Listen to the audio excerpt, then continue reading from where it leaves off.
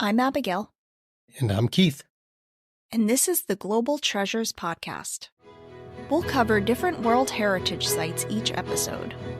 These sites have been identified as having outstanding universal value because they have cultural and/or natural significance that is so exceptional that it transcends national boundaries and is of importance to present and future generations.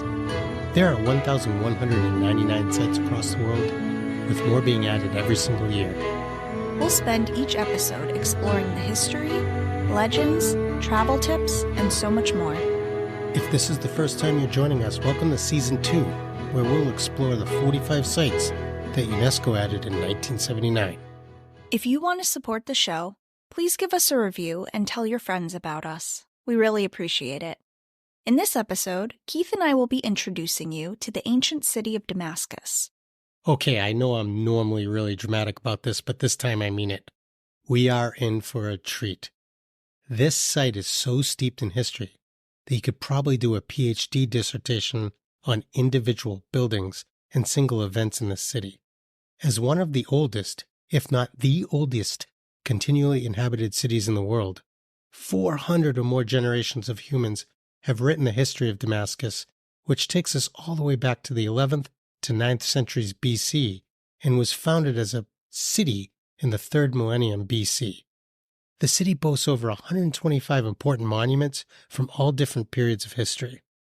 So the city was founded on the banks of the Barada River, about 80 kilometers inland from the Mediterranean Sea. This city is one of the oldest cities in the Middle East and was situated in an Amorite region in the middle of a major conflict zone between the Hittites and the Egyptians. Excavations at Tel Ramad, on the outskirts of the city, have shown that this area was inhabited by humans as early as 8,000 to even 10,000 BC. However, the city wasn't really documented as a really important city until the arrival of the Aramaeans. In the Middle Ages, the city was a center of a sophisticated and flourishing craft industry, specializing in swords and lace. Each area of the city had a different specialty that it was known for. The city was also an important cultural center due to a geographical position at the crossroads of the Orient and the Occident, between Africa and Asia. It was situated on one of the branches of the famous Silk Road. The old city of Damascus is the city found inside of the original Roman walls that were constructed around the city center. It has an incredible number of historic buildings, monuments, and religious sites. Since the city has been built up by every single passing occupation, and there were a lot of them, it has become almost impossible to excavate all of the ruins that are below 8 feet from the modern level. The rich history here is evident in the historic quarter, where narrow streets and tight lanes wander between ancient buildings, lively and colorful markets, all surrounded by antiquated walls and legendary gates. Even though the history of the city expands further than just the center, UNESCO has specifically designated the Old City as a World Heritage Site. The walls, which define the border of the Old City, were built by the Romans and are roughly oval in shape and encompass an approximate area of over 212 acres. The horizontal of the Old City is cut through by a Roman road, and it was called Via Recta at the time, but is now known as Bab Sharki Street, which is actually filled with small shops and leads to the old Christian quarter of Bab Tuma, as well as St. Thomas's Gate. The other end has the Medhat Pasha, which is a lively and colorful covered market. This street was even referred to in the Bible in the conversion of St. Paul in Acts 9:11. The words from this verse read as follows. The Lord said to him, "Get up and go to the street called Straight, and ask at the house of Judas for a man from Tarsus named Saul. He's there praying. In a vision, he has seen a man named Ananias come in and lay his hands on him, that he may regain his sight." So this chapter goes on to explain that Ananias healed Saul's vision, who was persecuting Christians, baptized him in the house, and then fed him. Okay, while it may seem weird that I threw a Bible verse in here, this is just to illustrate how culturally, theologically, and historically the city has been to many different peoples and religions and how long it has been this way. So as an example, Damascus as a city is actually mentioned in 55 different places in the Bible. The city itself is also often considered the fourth holiest site in Islam. The house we spoke about before from the Bible, where Ananias baptized Saul, is actually a site that you can visit in the city today. So the name Damascus is actually derived from the old Aramaic name Damasek, which means, well, I think it means this, a well-watered place. This city has changed hands countless times over the centuries. Assyrians, Persians, Greeks, Nabateans, Romans, the Umayyad Caliphate, Seljuk Turks, Mongols, Ottomans, French, and many, many others all once held this city as part of their empires, countries, and caliphates. Each group of rulers left behind clues to the past that became part of the city's rich history, and then they vanished. The city currently lives on, though, as the heart of the independent Syria. So when researching this city, besides falling down a rabbit hole where I spent hours doing it, I was actually able to construct an incredible timeline of events starting from 10,000 BCE and going through what I kind of limited to 78 important events that centered on the city and had wide-reaching consequences for not just Damascus, not just the Middle East, but the entire world. And these events were only the ones that I focused on for some background for this city. The history of this city is expansive, to say the least. There's simply no way that I could possibly cover all the important moments that have taken place in this city to make it what it is today, and it was difficult for me to choose the right incidents to fully summarize this city's story. Please know that I could have spoken for hours on this subject and never have run out of things to say. But Abigail let me know that I would probably lose most of you by hour 2 and the rest of you by hour 3. So I kept it as short as possible without giving up too many of the incredible details. So, as early as 10,000 BCE, the area of this city was first inhabited by humans, and by the second millennium BCE, the city is first mentioned in writing.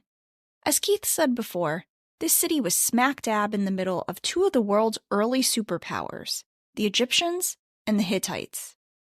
By 1200 BCE, the emergence of the Sea Peoples, who were a confederacy of naval raiders centered on the city, and raids by these people helped in weakening the two arch-rivals enough that it's thought that it was a factor in the Bronze Age collapse. Between 965 BCE and 333 BCE, there were no less than 5 times where the city was conquered and then changed hands by various empires until it was captured in 333 by none other than Alexander the Great.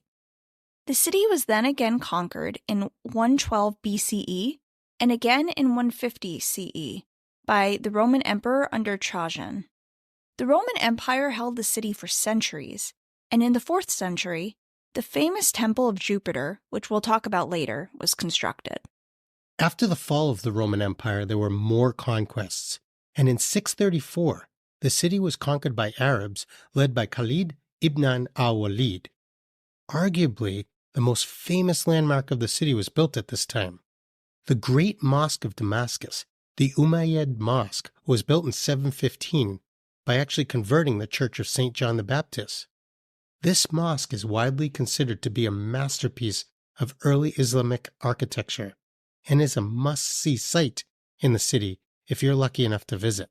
I'll talk more about that later when we talk about the number of sites that you can see in the city.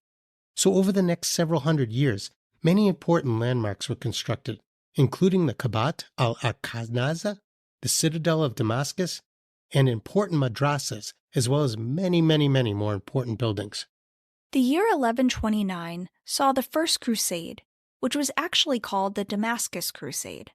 This was a call to war against the Emirate of Damascus by Baldwin II of Jerusalem.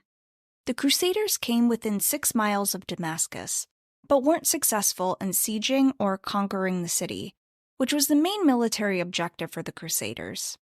In 1148, the Second Crusade saw the siege of Damascus, which was the final act of the crusade, which was again unsuccessful, and only lasted 4 days. the leaders returned home more bitter with each other than the Muslim enemy.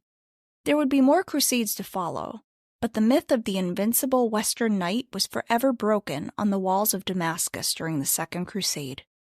Just after the end of the Second Crusade, a man named Saladin, who's often considered the most famous Muslim hero, started his meteoric and rapid rise to power.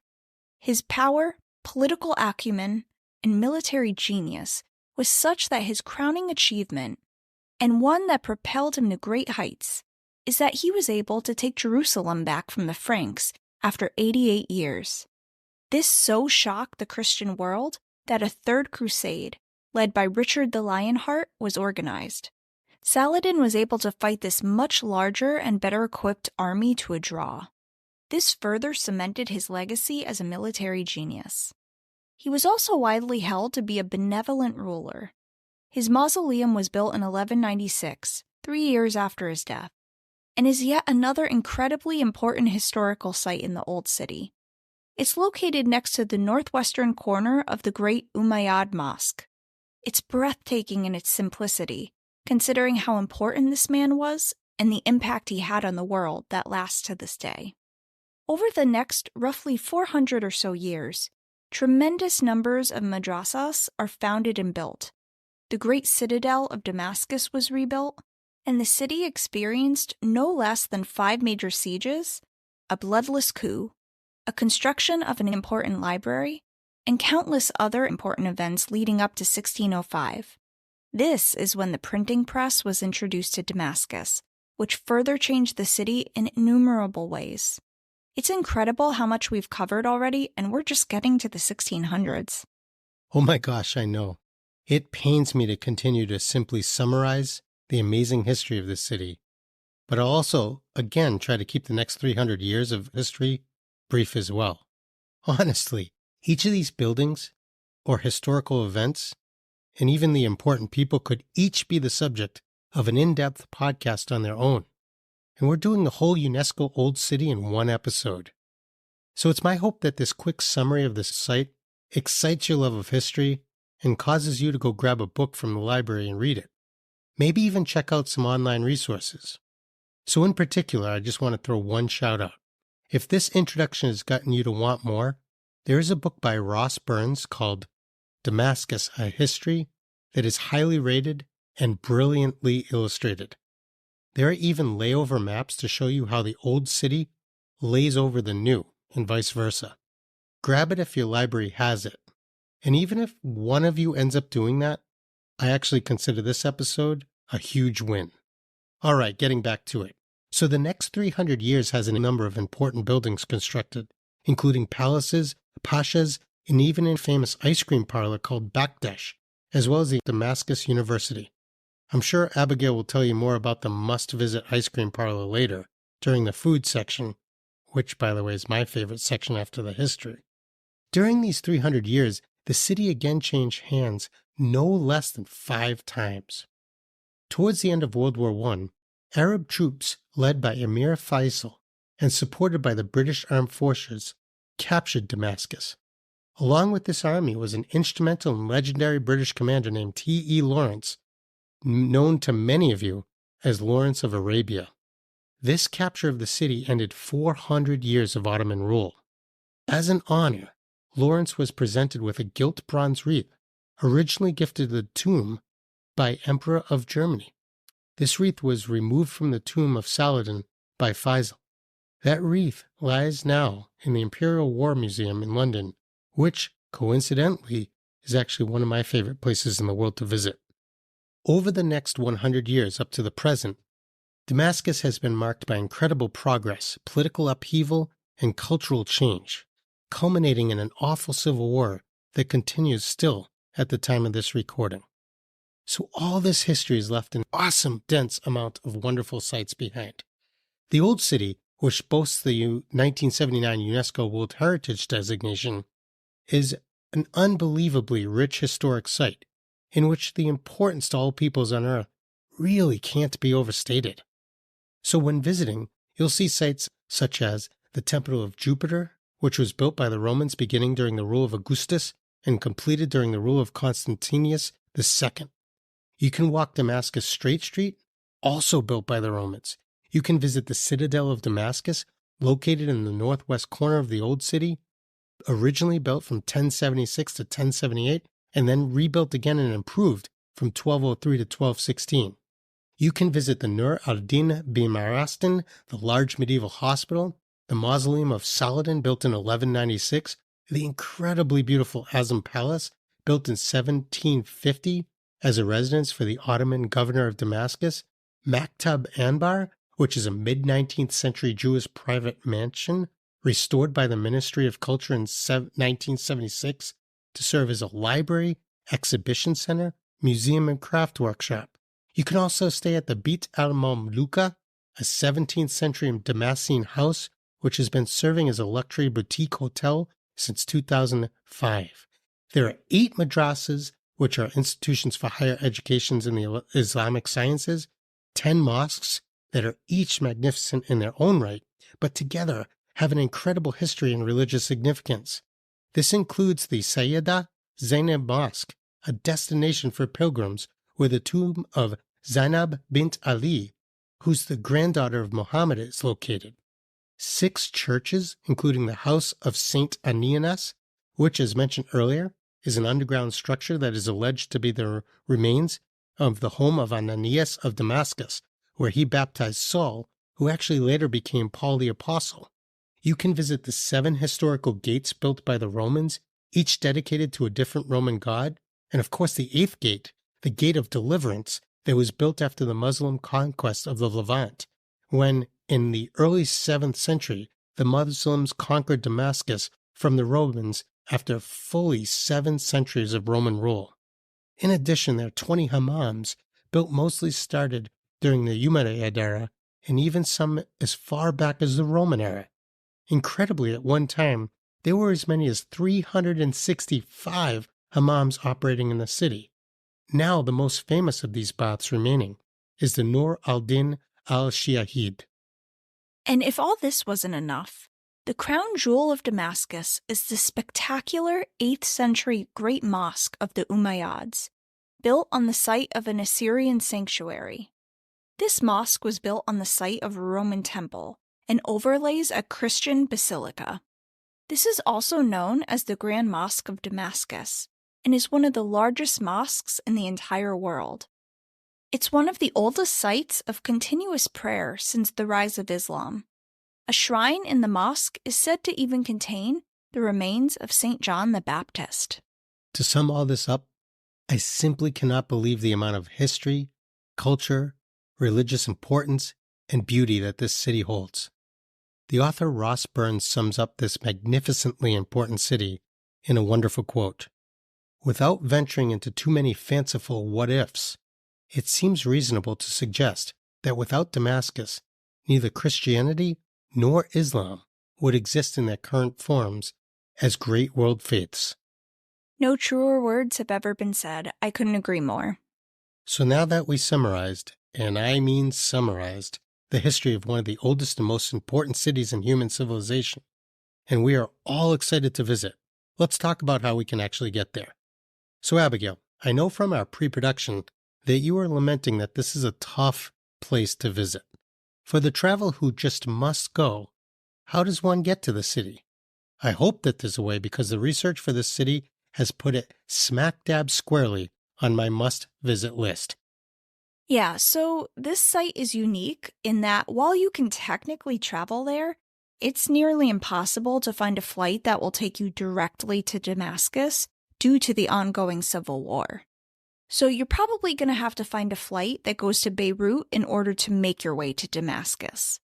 That being said, I still want to share information in case you plan on traveling there. If you can find a flight, you'll want to fly into Damascus International Airport, which is 12 miles away from the city. I highly recommend you check the airline website daily if you've booked a trip, because the airport has historically shut down for up to a month, again due to this unrest and conflict. In terms of the best times of the year to visit, the cost of the hotels, restaurants, and museums don't seem to fluctuate, so I would say consider using the weather as your guide. January does get chilly, which surprised me, but May through October can be very hot, anywhere from the mid-80s Fahrenheit up to 100 degrees Fahrenheit. As we mentioned before, there are over 125 incredible things to do in this city.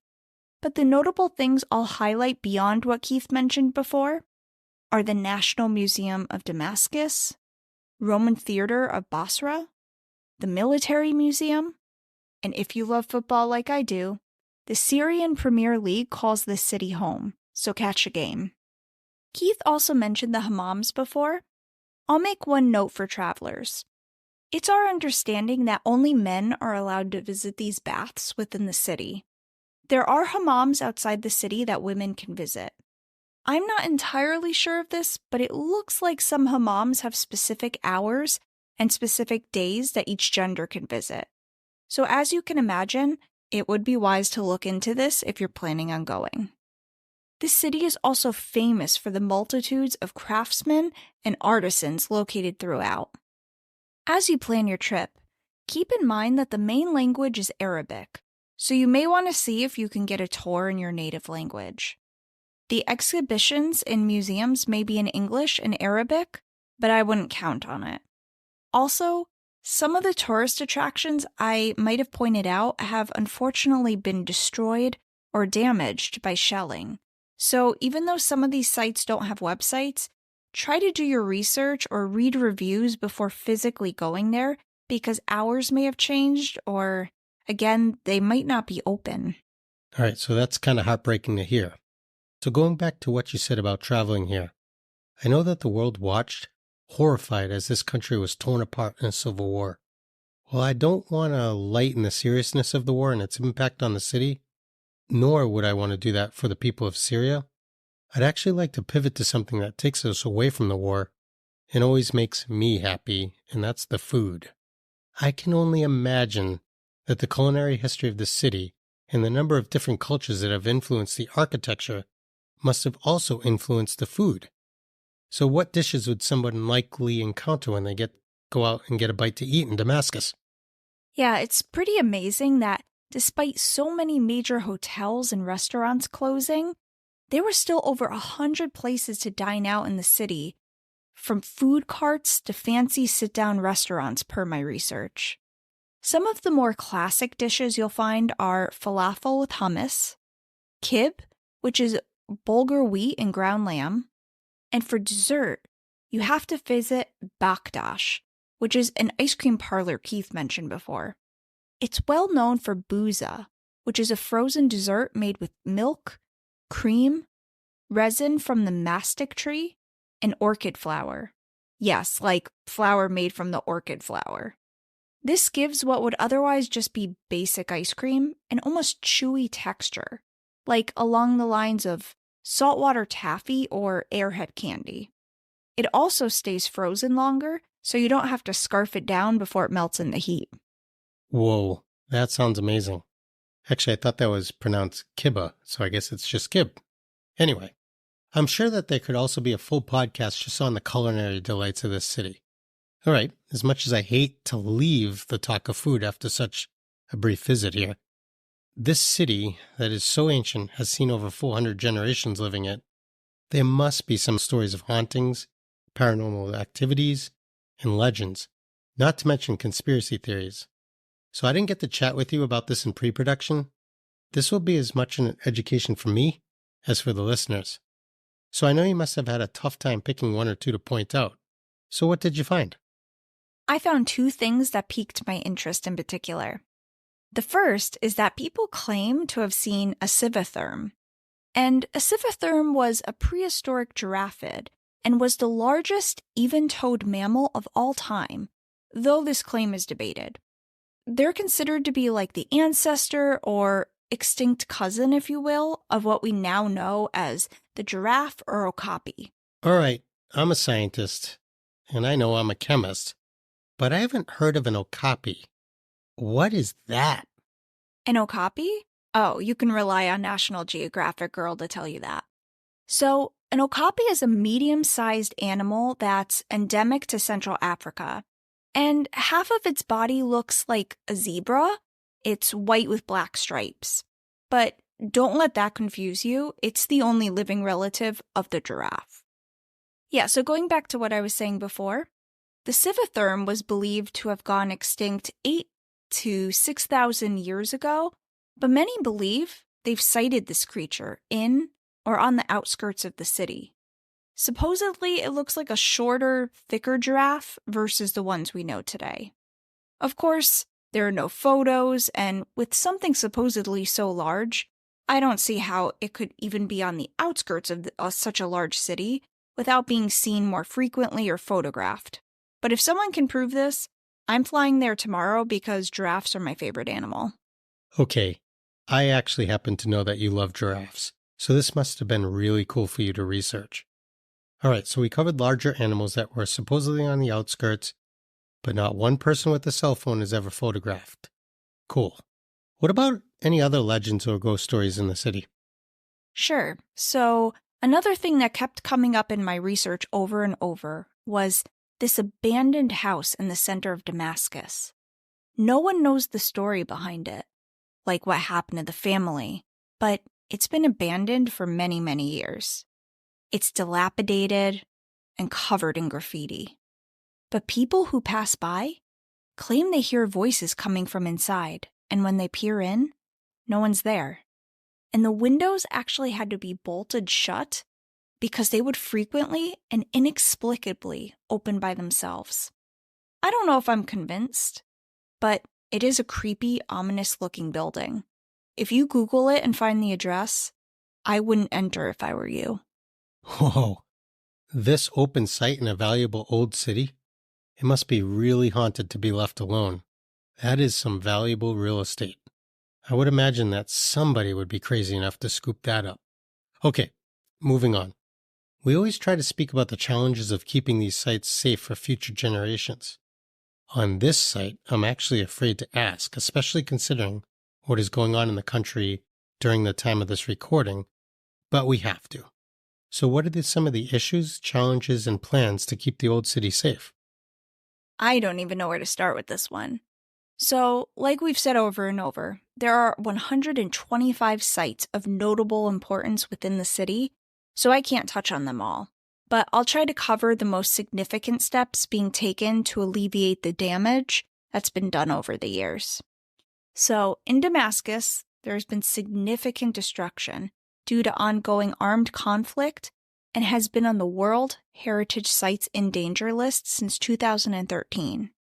There's been a lack of maintenance of the sewage system due to this conflict. And not only is it disgusting and unsanitary, but this has a domino effect.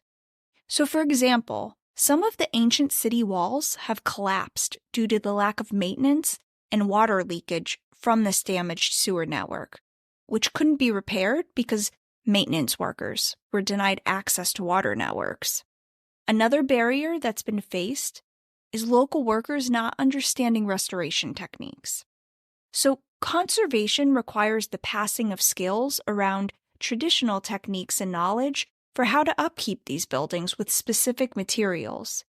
You can't just substitute any type of stone or wood, because if the surface texture is different from the materials that were historically used, you diminish the integrity of the building. With people having fled the city at an alarming rate over the years, they lost many specialists who know how to take care of these monuments. Adding to what I was talking about before, specialists are having difficulty being able to access the site or being able to get those necessary materials to the site to make said repairs. Historic preservationists are also actively moving artwork and artifacts such as these to other museums throughout the country and the world to prevent anything else from getting destroyed. And that part is fantastic. I appreciate a proactive approach. Finally, they're working on educating the local population on simple safety practices. For example, the Ottoman Bank was damaged in a fire in 2016 because people were keeping flammable objects in areas that weren't necessarily well ventilated. Hopefully, these small measures will continue to allow them to make progress in preserving the culture of this incredible city. Wow. So the research for this episode and then talking about it really makes me want to find out even more. So I'd love to research the heck out of this, but I might need to wait until I have more time, because I'm going to go crazy researching for our next episode, Ancient Thebes with its necropolis in Egypt. I can't wait for you to join us on the next episode. Thank you for joining us for another episode of the Global Treasures Podcast. If you'd like to support the show, please subscribe at Apple Podcasts, Spotify, or wherever you get your podcasts. We'll see you next time.